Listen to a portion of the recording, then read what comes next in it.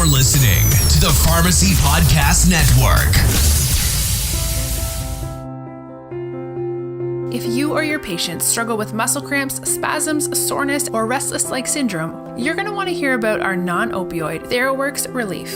TheraWorks Relief is a clinically proven and published locally acting topical solution that prevents and relieves muscle cramps, spasms, and soreness in the legs and feet. In a research study including patients diagnosed with restless leg syndrome, TheraWorks Relief was shown to reduce symptoms commonly associated with accompanying RLS, including muscle cramps and spasms. Muscle cramps are reported as a side effect of hundreds of prescription medications, from intravenous iron sucrose and conjugated estrogens to statins and diuretics. By managing muscle cramps, TheraWorks Relief supports adherence, helping patients stay on important and often life-saving medications. TheraWorks Relief comes in an easy-to-use, fast-absorbing, non-greasy foam that can prevent muscle cramps and spasms with just a few simple applications a day. To learn more about TheraWorks Relief, go to theraworksrelief.com and click on the healthcare professional link. Hey guys, my name's Major. I'm with Darshan. We are with the Gavel and Pestle Podcast. Today we're talking about the pharmacist and patient centricity. This is a good episode. Is the pharmacist? That's pretty. Actually, that was a really interesting one. We had a series of 4 plus a bonus tip on what to look for in a marketer to avoid fraud. You're listening to the Gavel and Pestle Podcast with Darshan Kulkarni. The Gavel and Pestle Podcast, where the law of the land intersects with the business of pharmacy. Hey, this is Darshan. Just before you listen to the podcast, make sure you remember this is not legal advice. This is also not medical advice, and it's not construction advice, so don't take construction advice from me. Also, this does not create an attorney-client relationship, so don't be saying that I just gave you legal advice again. Talk to a lawyer who knows you, that can give you advice that's right for you. Thanks again. Keep listening. We'll talk soon. We're laughing because Major pointed out that I never know how to count. I always have a bonus, so why don't we just announce the bonus from the get-go? But I never... The last one comes out of nowhere. Sometimes we do kind of come up with one at the end. It's like, oh, there's actually, we totally forgot this. Let's dump it all together. So, but today, next we're talking about pharmacist and patient centricity. Darshan, what is patient centricity? So, you know what? Patient centricity is this new hot topic that everyone's talking about, whether it's pharmaceutical companies, whether it's doctors' offices, whether it's healthcare in general. Everyone's saying patients should be the focus. Here's the funny thing. Why weren't patients always the focus? In the end, all of us are just trying to help patients do better. Why does it take a new sort of wave of interest to go, you know what? It's all about patient centricity. Well, it should have been in the first place. It's all about making sure that the patient's needs are met. But when you think about it, when you think about the paternalistic doctor who's telling you this is what you need to do, that's what we always lived with. When you think about the pharmaceutical company saying these are the medications, suck it up. Well, that world is changing. So patient centricity, what does that mean for the pharmacist? Let's start with what it doesn't mean.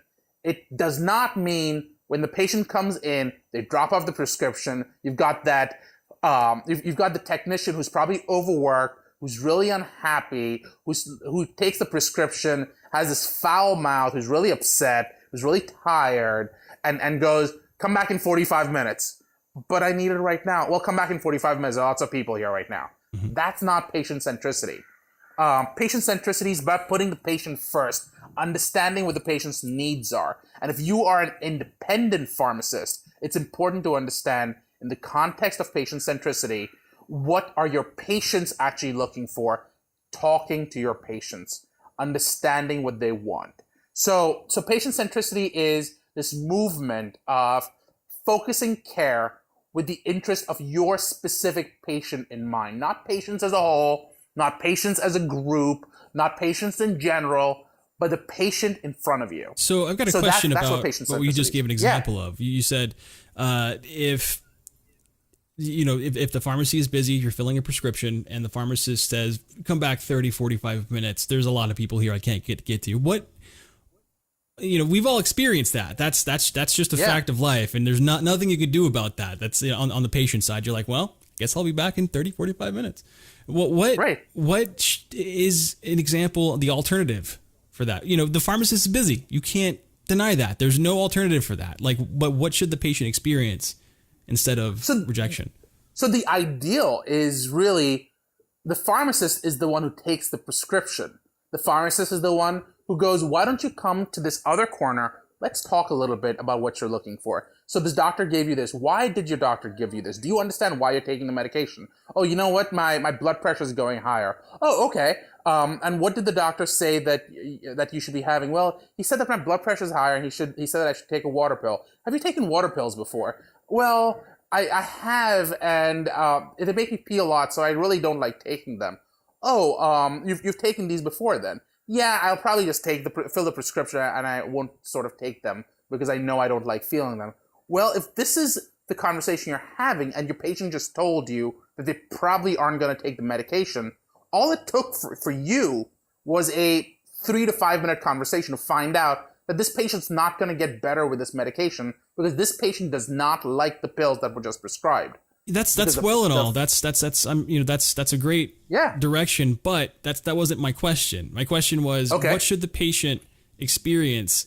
Because in the case that it's a busy day, it's like 10 o'clock on a Monday. They're filling prescriptions from the weekend. They're trying to get this through. If you walk in with your prescription on a Monday, in the morning on opening, boom, you're there when they open the doors. What should you as a pharmacist do, or what should your pharmacy do to convey, look, you're busy, come back later? Should they put that patient first? I mean, granted, this is all like, you're going to need to understand context. Maybe there's a different situation. This is not one size fits all, obviously, but correct. What's the ideal scenario? It's not one size fits all. But because they can't exactly sit down. The pharmacist can't sit down with everybody and talk to them and go over every, that's not realistic. So that's a great point. And what you're talking about is this difference between the ideal world of a pharmacy and what realistically happens. And I've worked as a pharmacist in retail. I've been at that 10 a.m. on Monday morning when everyone's dropping off prescriptions and you're just drowning in prescriptions. And the last thing you want to do is talk to people because you just want to get people out of the door. Here's the question. If people are trying to get out of the door, are they satisfied? What the ideal situation is number one, better staffing. This becomes more complicated in the context of large retail chains because they're working off of metrics. But in the smaller independent pharmacies, you'd be surprised how often the pharmacist says, you know what? I know I'm busy, but I know that it's more important that I talk to you. When you're the smaller retail pharmacy, you build those relationships a patient at a time. And that's the key difference. So if you are a large chain and you want to build a relationship the same way as an independent pharmacy does, staff your pharmacies better. And that's going to be the key difference. The second piece is, as a pharmacist, you know what? I've also been that same pharmacist where it's a slightly slower day and you say, you know what? Is the patient coming to the counter? Why don't you, technician, take the prescription? Because I'm busy reading a magazine. And everyone's seen that pharmacist who's sitting in the back reading a magazine, bored, and is really not looking to engage with the patient. Well, you went to pharmacy school not to read that magazine. You went to pharmacy school so that you can talk to patients and you can make their lives a little bit better. I know one of the thoughts that goes through a pharmacist's head when you're standing in that position is what the patient only cares about is getting their prescription so that they can get through the day. Mm-hmm. And you see yourself almost as a barrier. A gatekeeper of sorts, right? Exactly, a gatekeeper of sorts. And that's not your job. Your job is not to be a gatekeeper. Your job is to help in their own healthcare. And having that conversation, talking to patients, is critical to get there. So it's a great question, Major. You'd be surprised how excellent a question it is. One solution I would say, and this is a very small thing, and this, mileage may vary, right? If use their name. Great point. Just if you recognize them, use their name. Like, the name that itself is a small piece that would save so much stress and anxiety. Just that, okay, you use my name. We're at that level. It's a personal thing. This isn't something that, you're not out to get me. You're not trying to keep me from my medication. This is, you're busy and you understand my plight and I need to understand yours. And I do, because you used my name. And I know that might be a stretch for some, but in the heat of the moment, I can see how it's impossible to do. But if you have the right pharmacy staff, the right pharmacy techs, if you've got people behind the counter that take the time to, Brenda, Barbara, Sandy, Tom, like if you just use their name, then yeah, that would solve a lot of headaches. I would assume that this isn't something I'm testing. It will definitely help. No. Here's the thing. No, it will definitely help for patients to know that they're not just a number. It'll definitely help for patients to know that you took the moment to find out more about them. And that's the key piece we're both talking about. We're saying it in two different ways. Patient centricity. Stop treating patients as a number. There you go. Stop treating patients as the thing you have to endure so that you can get through your day. And I think and don't get me wrong, we've all had those days where we just need to get through it. Right. But remember why you're there. You didn't go through 6 years of pharmacy school, 8 years of pharmacy school, so that you can just get through your day. I think part of what we're trying to convey is patient centricity doesn't have to be this overhauling of your pharmacy. It doesn't have to be this obscenely, involved process where you change things out and revamp everything. It's just small, subtle changes, just baby steps. And baby steps. You still have to get to the goal of not looking at it as as seeing patients in a different light. But you're right. It starts with saying someone's name. It starts with asking, how are you doing, and meaning it. Mm-hmm. And it starts with actually engaging with patients. So absolutely. And that's really part of that conversation, which is you go from saying their name to saying what brings you here. And they'll say, I have a prescription, and talk to them about the prescriptions. Find out what they want out of it. So, for example, if it's blood pressure, and if they go, you know what, I don't really care. Well, they should. Mm-hmm. Do you understand what blood pressure is? Do you know why the doctor gave you this? Because if you don't understand why, you're unlikely to keep taking something that may have side effects, that may have adverse events. So if they don't understand the importance, and if they're not a participant in their own care, then their compliance suffers, and they're going to keep coming to you, and you haven't achieved your goal of helping patients get better. So I think those are the key components of patient centricity, which is that conversation, that engagement, and putting the patients in the middle of their own care, as opposed to being on the sidelines and just getting a product from it.